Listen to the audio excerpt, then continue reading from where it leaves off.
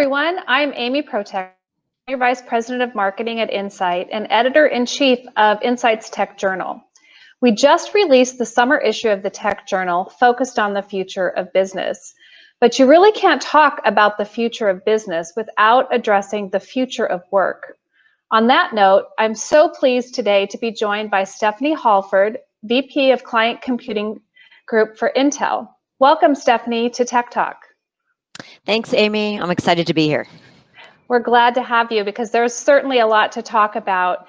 Recently, it was the biggest story for quite a long time about this mass shift to remote work and ensuring business continuity, getting people back to work quickly, and changing how we have to collaborate and work with teammates and clients, given that everyone is, in their homes and in a very different setup than many of us are used to. How did Intel address this huge increased need for remote collaboration between employees? Yeah, I can sort of give it in two areas. One is Intel as a corporation and a manufacturer, and then perhaps we'll share some of how, as a manager and an employee, you handle it. Which is an entirely other interesting change that we're all living through. On the Intel side, many of you may know Intel's a very large company. We have close to 110,000 people all over the world. And when this crisis really hit, and as we all know, it hit at different parts of the world at different times, Intel really, job one was to make sure that we kept our fabs up and running.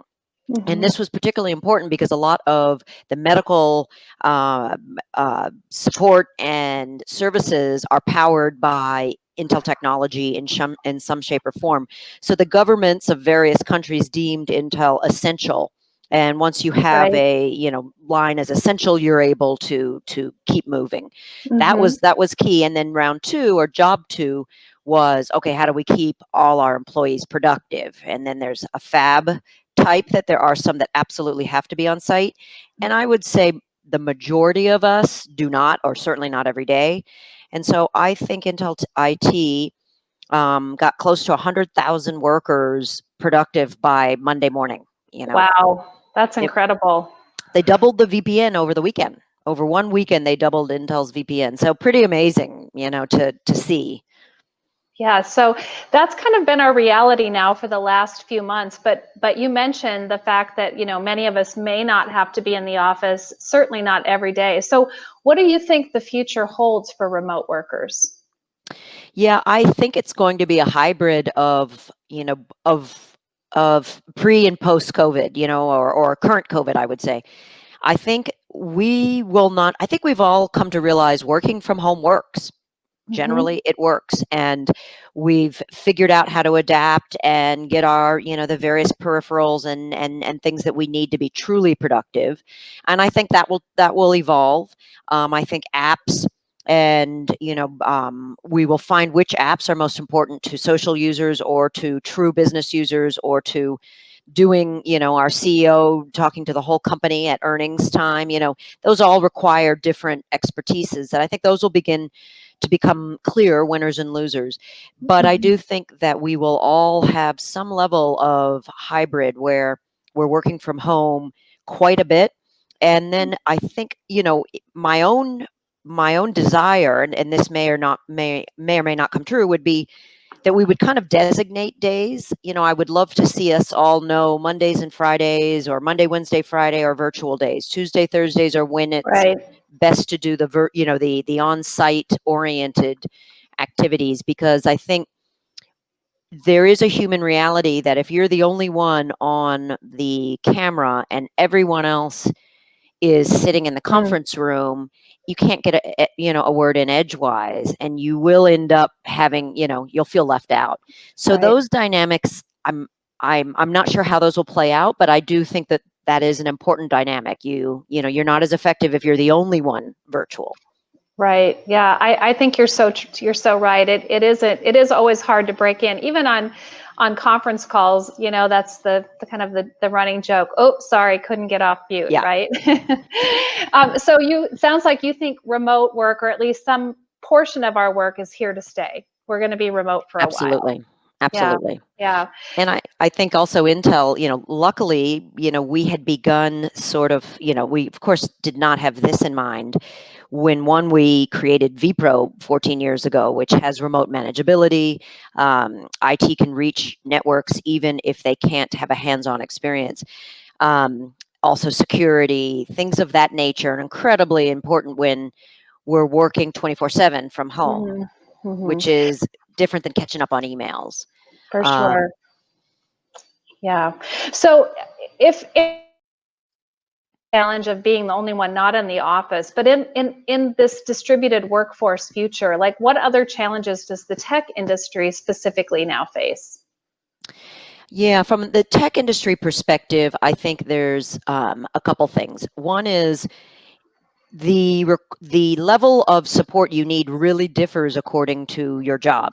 And Mhm. so what I think, and this would not be only selective to tech companies, but having a very strong telemetry capability where you know what persona and what type of user you have all over the world would allow you to get those that are more mobile and Mhm. maybe are traveling again, or even moving around their neighborhood, versus somebody that really needs a high performance workstation for doing data crunching, etc. And right now a lot of companies have a hard time just with that telemetry data of really trying to understanding the needs of the users and then providing them the right device at the right time. I think the second thing that we're constantly trying to do is evolve our ability to be proactive and predictive before Mhm. something hits. Make sure that we've got the insights that will allow us to either address it or shut down in a most crisis situation, and be as predictive and proactive on that.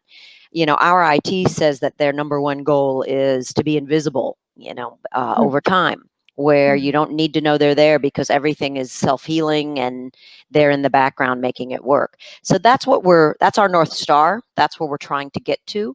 But I think first and foremost, connectivity, mobility, and having the performance to manage all the security agents that are coming at every step. Those are probably the three biggies we're really looking a lot at.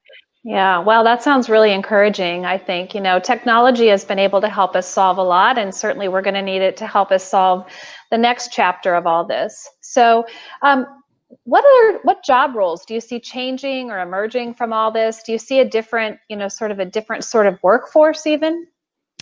Well, I do think it opens up a talent pool for different companies when virtual work is accepted as norm. You could hire that person in Kansas City, or in Guadalajara, or wherever, in a much, I think, easier way. So I think talent pools is an important change, and that means most likely you'll have employees a bit more mobile between companies. Mm-hmm. I think it will be, we did one research where one fellow who works out of his dining room was saying, I just change my jobs like I change my suit. This is my office, this is my room, and this is my interface, and I can just go from job to job to job because I have a deep expertise in XYZ area. So I do think the mobility and the talent pool will change. Mm-hmm. Um, I'm not sure individual roles will, but I think it will change a lot about how we source employees, and also expectations on keeping employees productive and satisfied will be dependent on a company's ability to have um, remote environments. Yeah. Well, I'll tell you, it's been really interesting talking to you today, Stephanie. Is there anything else you want to leave our listeners and viewers with before we close today?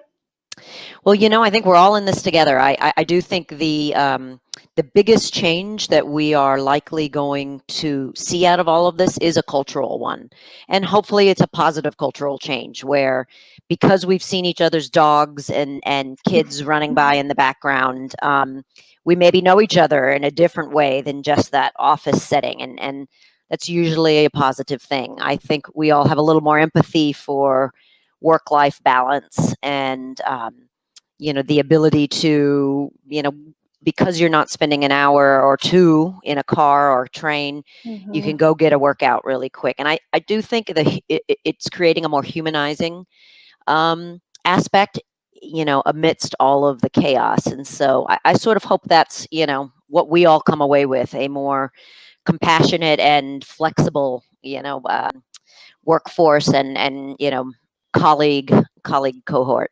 Yeah. Wow. I think that sounds fantastic. And I'm going to hope that right along with you. So thank you today for joining us, Stephanie. And thank you all for joining us for the Tech Talk. To gain even more insight about the future of business and consequently the future of work, check out our latest issue of the Tech Journal at insight.com/Tech Journal. And again, thank you, Stephanie. So glad to have you on the Tech Talk today. Oh, thanks, Amy. Thank you for inviting me. You bet.